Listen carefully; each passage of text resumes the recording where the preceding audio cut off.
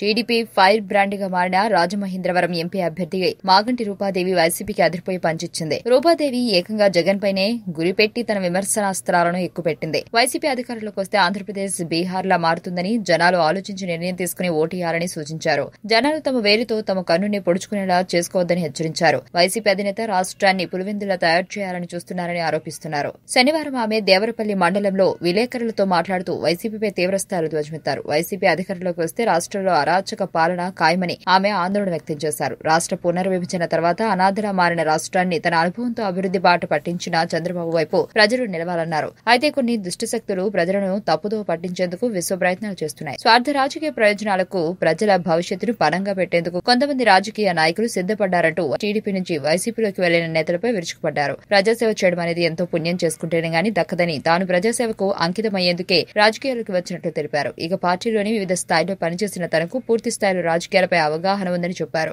రాజమహేంద్రవరంలో ఇల్లు నిర్మించుకుంటున్నట్లు స్పష్టం చేశారు. రాజమహేంద్రవరం టీడీపీ సిట్టింగ్ ఎంపీ స్థానం నుంచి మాగంటి రూపాదేవి పోటీ పడుతున్న విషయం తెలిసిందే. అయితే ఎంపీ సెగ్మెంట్ పరిధిలో పార్టీ కంచుకోటగా ఉండటం ఆమెకు కలిసి వచ్చే అంశంగా చెప్పాలి. ప్రచారంలో ఆమె దూసుకెళ్తుంది. చంద్రబాబు చేపట్టిన పలు అభివృద్ది పథకాలను ప్రజలకు వివరిస్తున్నారు. పార్టీ అధికారంలోకి వస్తే వచ్చే 5 ఏళ్ల కాలంలో చేపట్టబోయే అభివృద్ది సంక్షేమ పథకాలు ప్రజలకు అర్థమయ్యేలా ఆకర్షితులయ్యేలా వివరిస్తున్నారు. ఇప్పటికే ఆమె గెలుపు ఖాయమైందనే అభిప్రాయాన్ని రాజకీయ విశ్లేషకులు వ్యక్తం చేస్తున్నారు. వాస్తవానికి ఆమెకు తిరుగుండదని మొదటి నుంచి వినిపిస్తున్న మాటే అదే నిజం కాబోతుందని, అందులో ఎలాంటి సందేహం లేదని టీడీపీ శ్రేణులు ధీమా వ్యక్తం చేస్తున్నాయి. వార్తావాణి న్యూస్ ఛానల్ ఎప్పటికప్పుడు రాజకీయ, సినీ విశేషాలు, స్పోర్ట్స్ మరియు సాంకేతిక పరమైన మరెన్నో విషయాలను మన ముందుకు తెస్తుంది. మరింత సమాచారం కొరకు వార్తావాణి న్యూస్ ఛానల్ ని సబ్స్క్రైబ్ చేయండి.